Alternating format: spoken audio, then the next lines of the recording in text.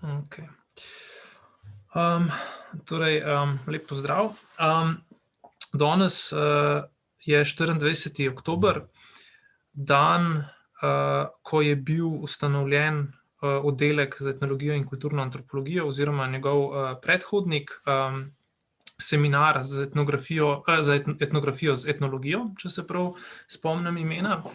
Ravno obratno.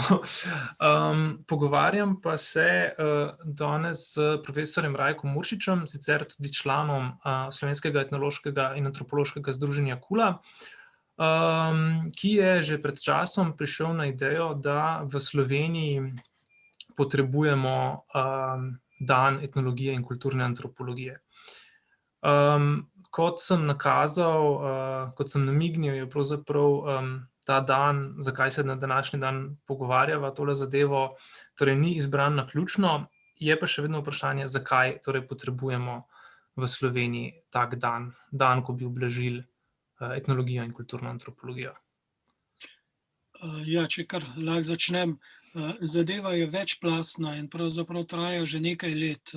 Pravzaprav zamisel, da se odločimo za en dan, ki bi ga namenili etnologiji oziroma kulturni antropologiji tudi tukaj v Sloveniji, se je začel takrat, ko je Ameriško antropološko združenje proglasilo, ne vem točno, kateri 12. ali kateri, februar za dan, antropologije, in takrat so nekateri kar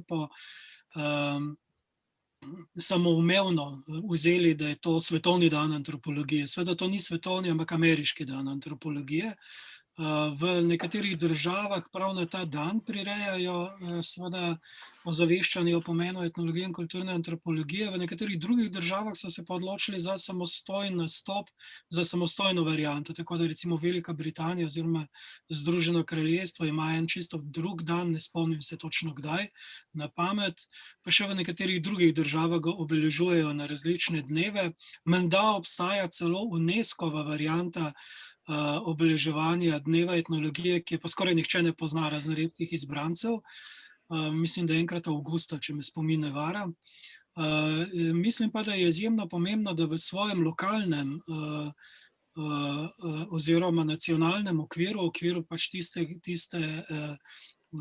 jezikovne in pa politične enote, v katerem delujemo, obeležimo en tak dan oziroma začnemo, ciljno ozaveščati, seveda celotno skupnost o pomenu etnologije in kulturne antropologije, preprosto zaradi tega, ker te ozaveščenosti ni.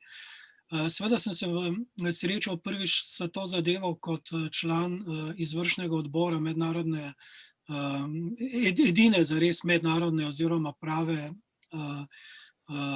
najstarejše, svetovne organizacije, to je IOAS, v katerem smo, torej Mednarodna, zveza etnoloških in antropoloških znanosti, v kateri smo poskušali reagirati na to, vsiljevanje tako rekoč ameriškega antropološkega dne kot svetovnega, s tem, da bi ponudili alternativo, in zataknilo se nam je prav na isti točki, kot se je zataknilo tudi nam tukaj v Sloveniji, kateri datum izbrati in zakaj. Tako da na koncu, vsaj v času, ko sem bil sam v izvršnem odboru, tega sklepa nismo sprejeli.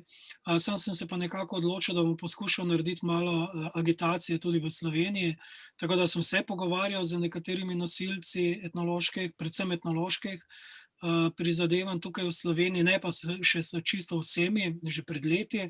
In ravno tako se je zataknilo, kateri datum izbrati in na kakšen način.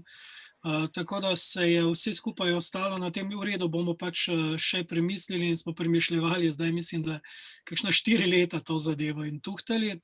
Dokler se ni zgodil neki, naključen dogodek, to je seveda, ob praznovanju 80-letnice oddelka smo se zopet malo zakopali v arhive in Andraž Magajna, naš novi arhivar, je, odkril dokument, v katerem, lahko eksplicitno najdemo, datum, ustanovitve takratnega seminarja za etnologijo in z etnografijo, kot se je imenoval. To je bilo pa 24. oktobra leta 1940 na Filozofski fakulteti. Seveda, ta datum se mi je zdel idealen zaradi več razlogov. Prvi je ta, da sodi v tisti čas leta, v katerem lahko prirejaš javne prireditve, deloma tudi na prostem, deloma seveda v zaprtih prostorih, ko še ni čisto zima, ne, in hkrati obdobje, v katerem ni kaj veliko drugih stvari, tako da bi lahko bil učinek obeleževanja tega praznika toliko večji. Druga stvar je pa ta, ne, datum vendarle govori o tem, da je v tistem trenutku disciplina, ki se je pri nas rojevala že dobro stoletje in pol, do tistega trenutka vendarle dozorela tako daleč, da smo dobili prvo zares akademsko institucijo, ne. Imeli smo pred tem že etnografski muzej, imeli smo časopis za zgodovino in narodopisje, celo iz začetka stoletja, kar je izjemno pomembno, ne. Skratka, več kot 100 let ga imamo, ne. In en kup priučenih etnologov in etnologinj. V tistem času smo pa lahko začeli delati na samostojnih temeljih, seveda tudi disciplinarno oziroma disciplino kot takšno, ne, z usposabljanjem novih etnologov in etnologinj, ne. Tako da nekako se je vse skupaj poklopilo. Edina težava, ki jo imamo letos, v letu 2020, ne, poleg tega, da pač smo dokaj pozno prišli prav do tega datuma, edina težava je pa seveda epidemija oziroma pandemija, zaradi katere seveda ne moremo narediti ničesar v živo, in hkrati tudi nismo mogli v teh nekaj tednih, odkar smo na nek način ugotovili, da imamo končno en smiseln datum, nismo mogli narediti dobesedno nobene agitacije in nobenih načrtov za letošnje obeleževanje, tako da najin pogovor je v bistvu neka pobuda, ne, ki jo bomo uresničili šele ob letu Osore, ne, torej naslednje leto, če bo le vse po sreči in če ne bomo zopet zaklenjeni na svoje čumnate.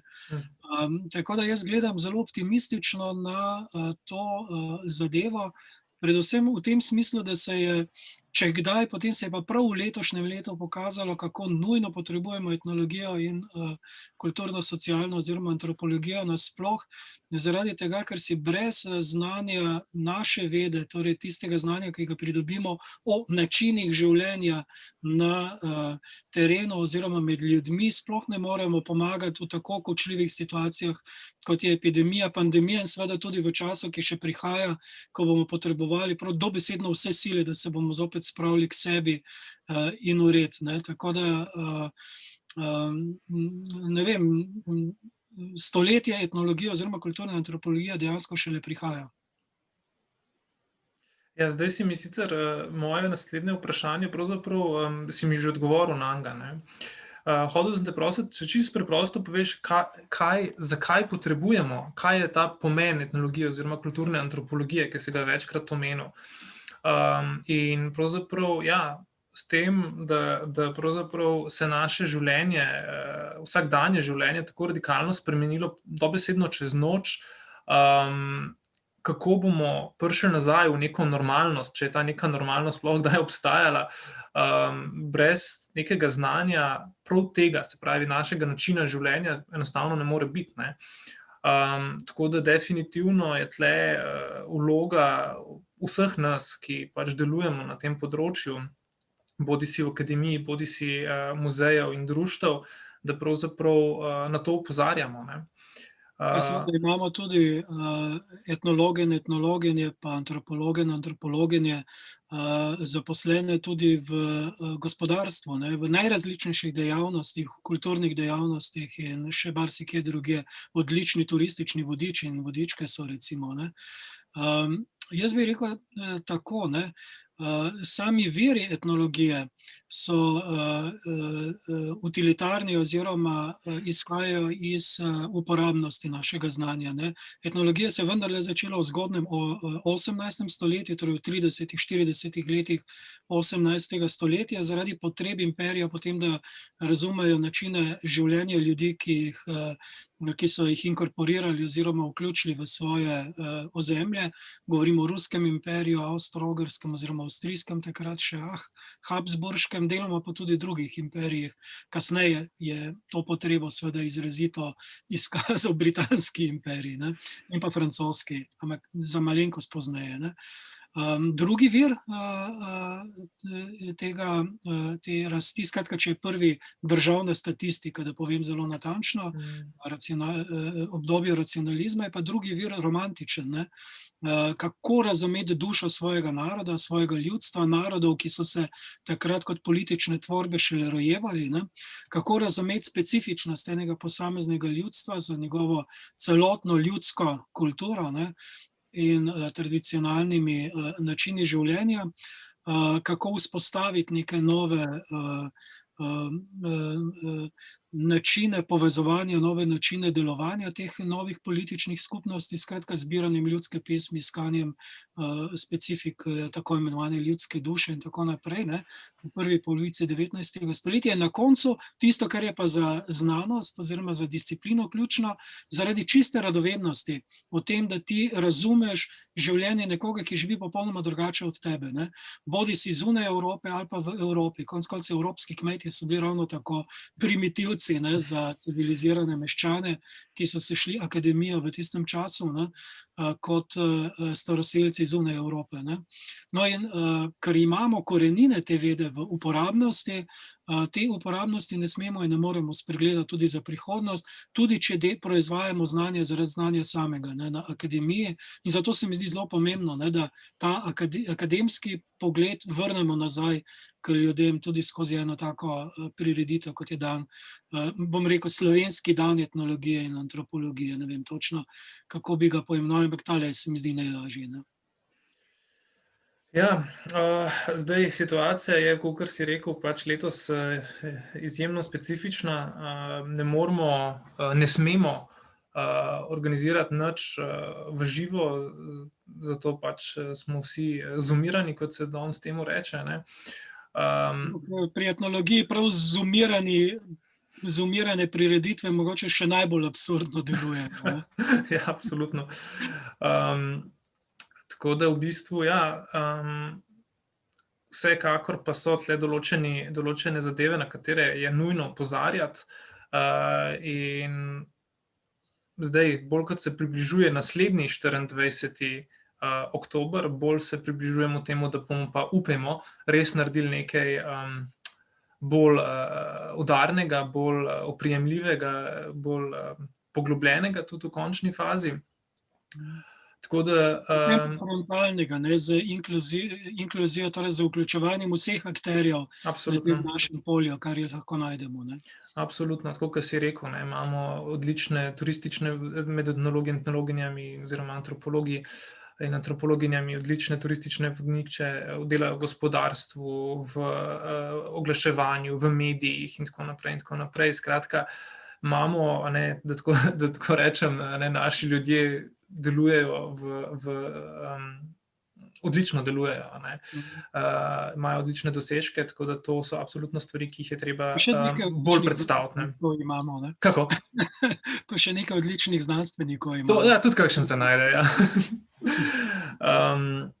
In absolutno je treba na to opozoriti. Tako da na tej točki pravzaprav vse, kar lahko naredimo, je v pripravah na to bolj udarno ozaveščanje, je, da torej pač današnji dan razglasimo za slovenski dan etnologije in kulturne antropologije, torej 24. oktober, dan, ko je bil ustanovljen oddelek za etnologijo in kulturno antropologijo kot najpomembnejša akademska institucija in prva, seveda,